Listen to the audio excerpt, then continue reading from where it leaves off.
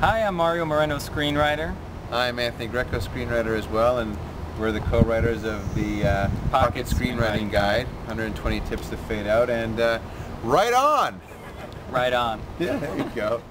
It's 120 tips, but it's formatted in a way where each one of those tips falls within the structure of a screenplay. So the ones that you should know right when you're starting out right at the beginning, and so the further you get into the book, they're normally the more advanced ones. Mary and I have read pretty much every screenwriting book, taken every seminar there is because of our affiliation with the Writer's Store.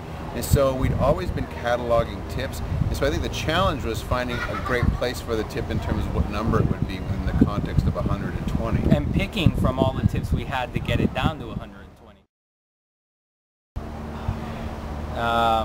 Don't take my tip. Which one are you going to use? I think I've always liked, get in late, get out early.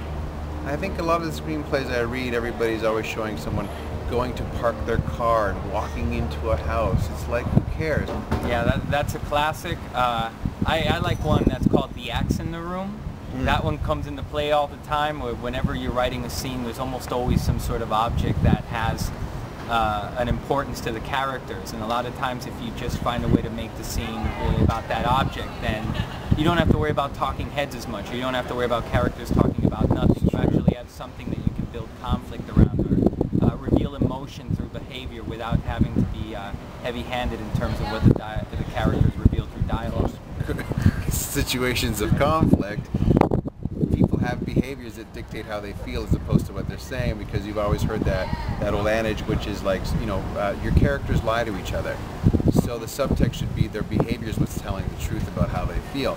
So the axe in a room, whether it be an ashtray, a cigarette, a glance, something that's basically an instrument that is their body language is telling you what it's all about. I like the axe in the room. You made a good choice. Yeah, it always gives people something to talk about. The second edition coming that's going to continue to flesh out more of what, you stand back from something you've created, you kind of go, we could have strengthened that, we could have pulled that. We're writers, we're always rewriting. Yeah. It doesn't stop. Even if the book gets published and people like it, you're still like, well, maybe if that was like that way, it would be even better. So, it's part of the process. We're proud of it, though.